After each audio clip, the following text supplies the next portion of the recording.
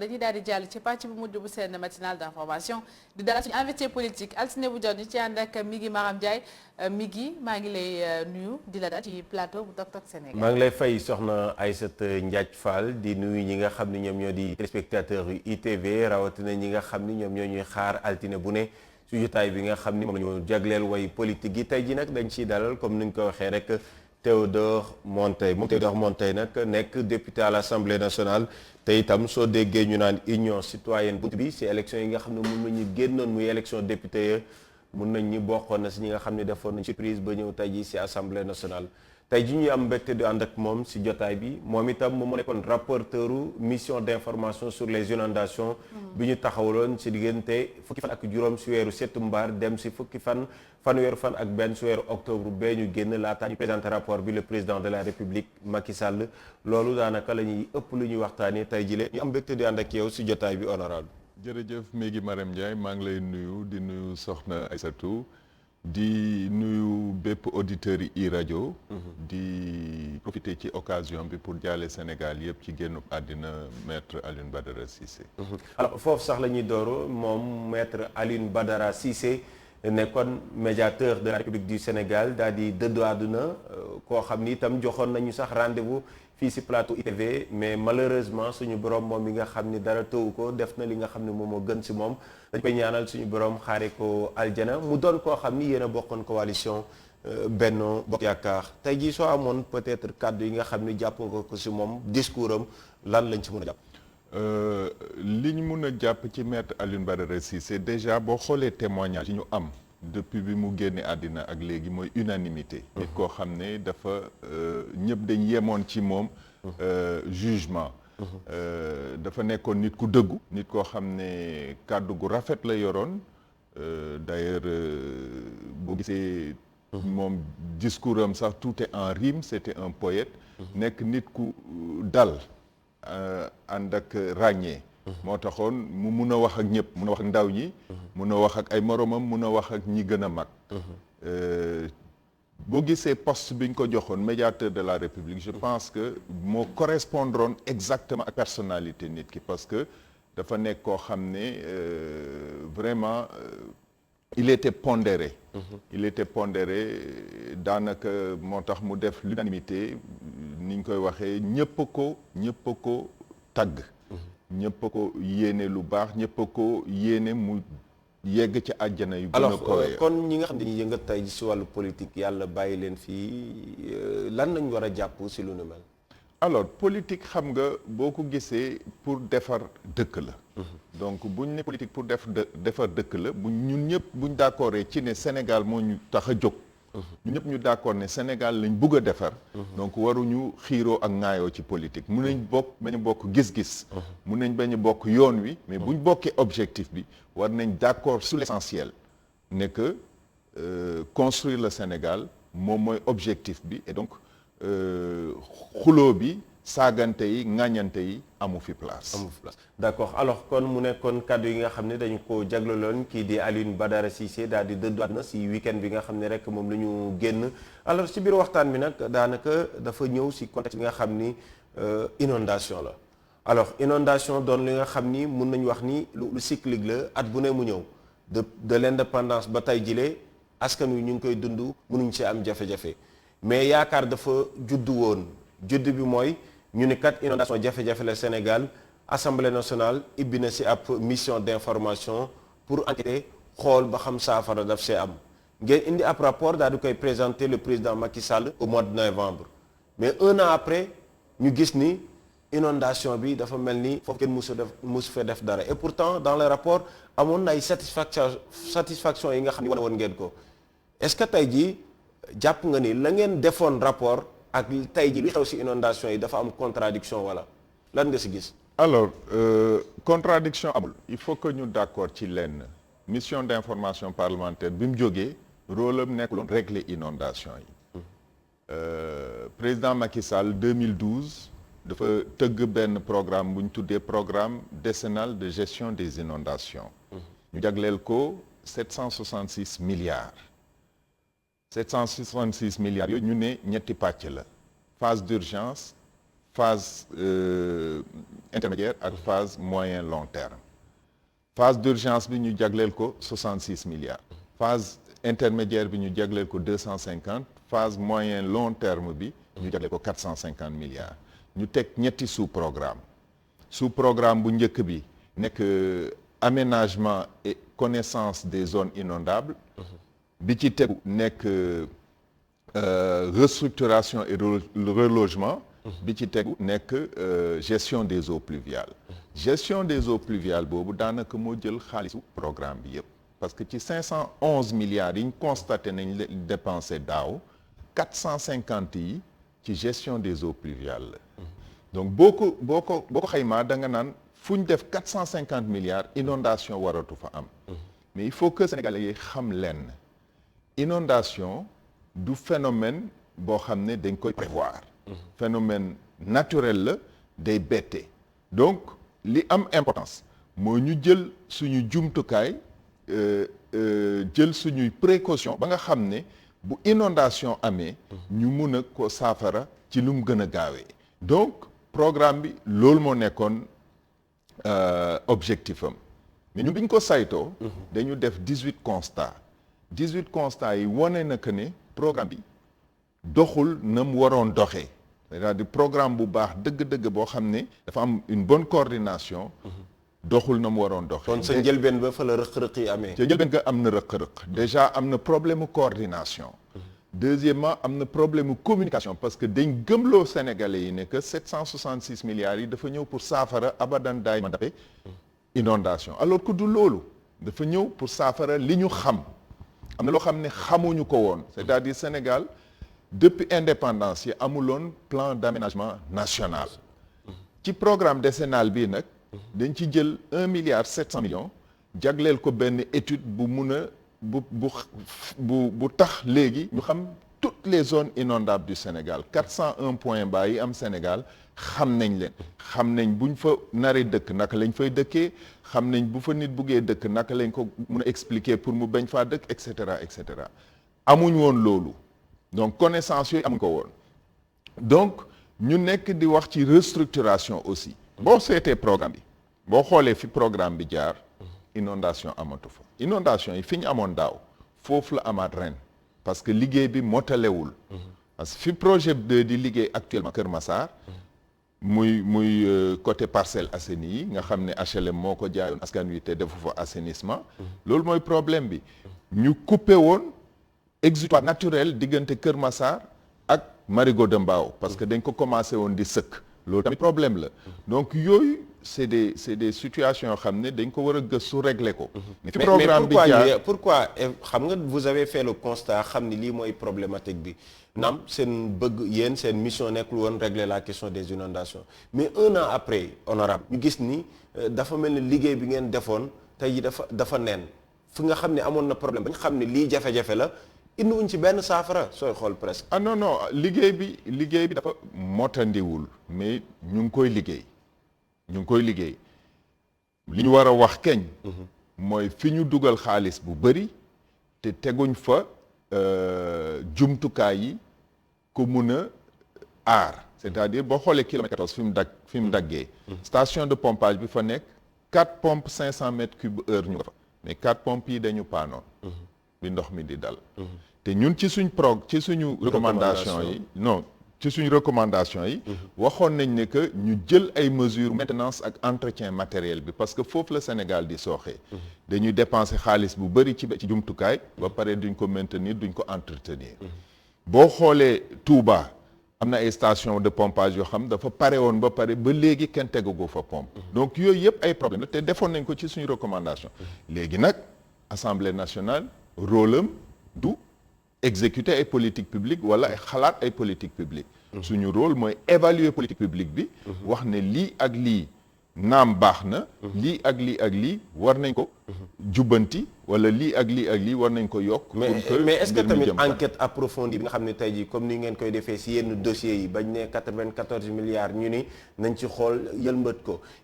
est-ce que tamit bii nii liggéey boobu noonu tey jii warul parce que gis nañ le ministre Abdoulaye Sow mi ngi woon fii devant Mamadou Ibra Kane il a dit bëri na ay rëq-rëq yi nga xam ne gis nañ ko si ba ki démb entreprise bi nga xam ne wax nañ ni moom moo waroon doxal mbir mi nee na daanaka mois d'août bi ñu nekk la ñuy doog a génn leen si koppar yi daal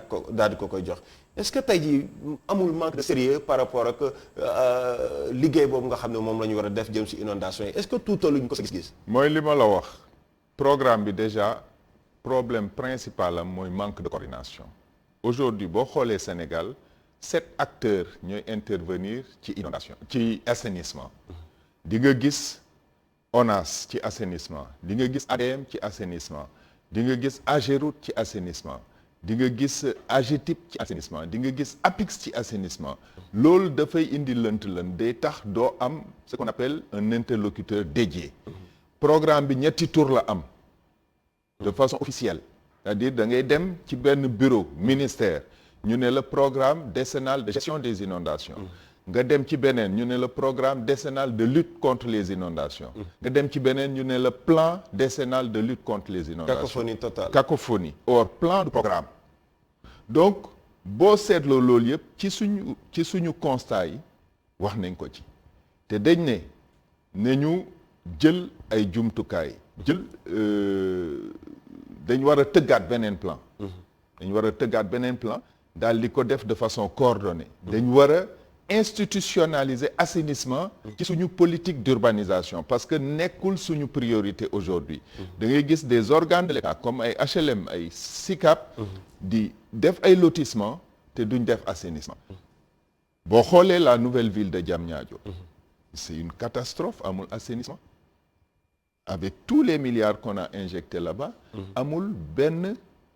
canalisation bu ñu def kon li ñuy dund Kër Massar ni li ñu suba mun nañ ko dund Diamniadio effectivement parce que comme je le dis assainissement nekkul au cœur de nos priorités moo looloo tax suñu principale recommandation loolu la woon encore une fois mun nañu reprocher lu nekk Assemblée nationale ba mu des le sérieux dans cette mission d'information on l'a fait avec tout le sérieux qu'il fallait on a fait les constats on a fait les recommandations il appartient maintenant au gouvernement et au peuple sénégalais de faire de telle sorte que li ñu ci wax mu mun a am maintenant nit ñi bu ñuy wax commission d'enquête mission d'information il faut que ñu def ndànk Assemblée nationale dafa am nu muy doxee doo jóg rek def dara mission d'information bii ñu def moo gën ci askan wi parce que moo tax aujourd'hui ñu am ay information kenn mënuloon wax ne dépensé nañ 511 milliards avant que mission d'information bi di déposer ses conclusions bu ñu defoon commission d'enquête jagleeluñ ko askan wi conclusion commission d'enquête bureau assemblée nationale moo ko moom te règlement intérieur bi daf ko may mu téye ko bañ ko publier wala mu publier ci une partie wala mu publier lépp donc xam nga loo xam ne jagleeluñ ko askan wi ak liñ jagleel askan wi donc il y a une grande différence maintenant commission d'enquête dafa mais benn étape bi jàll na mooy mission d'information bi léegi askan wi xam nañ depuis daaw quelle est la situation est-ce que maintenant également duñu xool ñi nga xam ni peut-être seen loxo taqee na ci mbir mi liggéey bu ñu leen defoon jaarul yoon su fekkee ni également koppar bi jaarul fu war a jaar moom ay sanctions yi nga xam moom moo ci war absolument mun na nekk beneen étape c'est-à-dire aujourd'hui bu ñu xoolee mission d'information bi ñu xam ne que on avait 766 milliards on a dépensé 511 nit ñi dañ may laaj léeg-léeg est-ce que li ngeen gis ci këyit yi fekk ngeen ko ci terrain bi ma ne leen liñ gis ci këyit yi effectivement fekk nañ ko ci terrain bi mais ñun en tant que député amuñu les outils qu'il faut pour dire que 1 milliard bi ñu dépensé ci këyit gi méngoo naag li ngeen fekk physiquement li ñu fekk ci terrain bi loolu beneen liggéey la loolu liggéeyu organe de contrôle yi la bu fekkee ne dañu teg commission d'enquête Assemblée nationale dina am pouvoir yi jël ay experts ñu expertiser ouvrage yi xam effectivement ñaata lañ ci dépensé. Est-ce que c'est pas nécessaire donc de mettre en place une commission d'enquête? C'est possible xam nga Assemblée nationale askan wi la fi toogal ñun dem nekkuñu Assemblée nationale ci suñ coobare bopp bu fekkee c'est une demande pressante du peuple sénégalais effectivement des députés peuvent se lever et porter une demande pour une commission d'enquête ñun fi mu nekk nii au niveau de notre commission infrastructure et urbanisme bind nañ assemblée nationale déjà bind nañ bureau assemblée bind nañ président assemblée nationale pour ñu dem saytuwaat la ñu recommandation yi ñu defoon est-ce que am na début d'exécution tontooguñ ñu ngi xaar donc mais bu fekkee ne ay députés dañ jóg demander la mise en place d'une commission d'enquête c'est le bureau de l'Assemblée nationale qui est souverain et qui décide. Alors honorable des milliards sénégalais yi lu ñu koy dégg bëri na bii wax nañ ko 700 milliards et quelques la yeneen programme également dañ ciy tudd ay 700 milliards wala lu ëpp ay milliards mais finalement pour ñu liggéey bi jaar yoon day doon jafe-jafe Sénégal sa gis-gis de manière globale ba nga yëngatu ci wàllu politique ba tey lan mooy waral lu ni mel. Le mal profond du Sénégal ci programme ci politique publique yi c'est la corruption buñ ko ragal a wax c'est le mal le plus profond da ngay gis benn ouvrage BTP ñu évaluer ko ne lii la war a jar ñu attribuer marché bi mu am tellement de zone d'ombre ci exécution marché bi au final li ñu dépensé ak li ñu am comme résultat du doon benn parce que dafa am fu xaalis bi di rot en cours de route il faut que ñu wax ko c'est-à-dire tant que éradiquer wuñ de façon définitive la corruption ci suñu politique publique yi du ñu am résultat yu baax parce que buñ ne tali bii 2 milliards lay jar ñu attribuer marché bi pour 2 milliards mais exécution ba 800 millions moo fa yegg doo am tali bi di nga am un semblant de route mais la nga prévoir oon doo ko am donc suñu politique publique yi foofu la sooxee vraiment c'est la corruption et on doit le combattre avec toute la rigueur qui sied tant que éradiquer wuñ corruption bi guerre bi. Mais est-ce que vous avez espoir ak gouvernement bu fi nekk jamono ji parce qu'au départ le président Macky Sall ba muy ñëw loolu bokkoon na say ambition donc bonne gouvernance nga xam ni tey jii ku nuy la njiitooyu Macky Sall sa xel su loolu la daan njëkk a dem au début mais tey dafa mel ni jëf yeeg kàddu yi dafa wëru. En réalité nit buy ut ku ko falaat day am toujours ay sooxe ci ay décisions yi. Il nous faut des gens yoo xam ne sincèrement patriotes et généreux pour le pays yoo xam ne. dafa faluwaat taxu leen a jóg. liggéey moo leen tax a jóg. Pensez d'abord à ce que je vais réaliser c'est bilan moo war a falaat nit.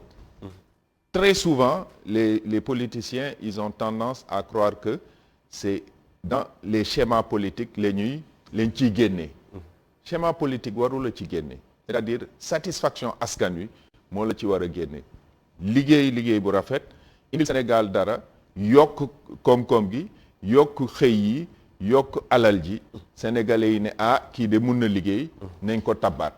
mais jël sa priorité def ko faluwaat saa yoo ko defee rek da ngay gérer une clientèle politique te booy gérer une clientèle politique yenn décision yu métti yi doo ko mun a jël. D'accord. Alors puisqu'on parle de réélection du président d'un président de la République par rapport ak fal ko ak falaat ñi ngi ci ñaareelu mandat le président Macky Sall day tax ñu génn ci inondation dugg ci terrain politique bi alors dans 3 ans dans les normes le Sénégal dañuy amal ay élections présidentielles alors pour ces élections honorables députés yow Benno Bokk Yaakaar nga bokk est-ce que jàpp nga ni loi wala tax na njiitu réew Macky Sall wala mën a présenter wu ces élections yooyu lan moo sa gis-gis officiellement. Personnellement ni ma jàngatee constitution Sénégal bi pour man dafa leer parce que constitution ñaar la y a le texte y a l'esprit. Texte bi li mu wax dafa leer c'est-à-dire il faut que nit ñi di bàyyi di ñu ko tekkil ñun ñëpp am nañ gis-gis am nañ ràññee mun nañ jàng liñ bind donc li texte bi wax dafa leer. Nul ne peut faire plus de 2 mandats consécutifs point. C'est-à-dire mandat waxul ne mandat bi benn fan la fukki fan la ñetti fan la texte bi dafa leer ñu dem ci esprit bi. Esprit bi mooy ki bind constitution bi ki tax ñu bind constitution bi. lan la ci jublu woon.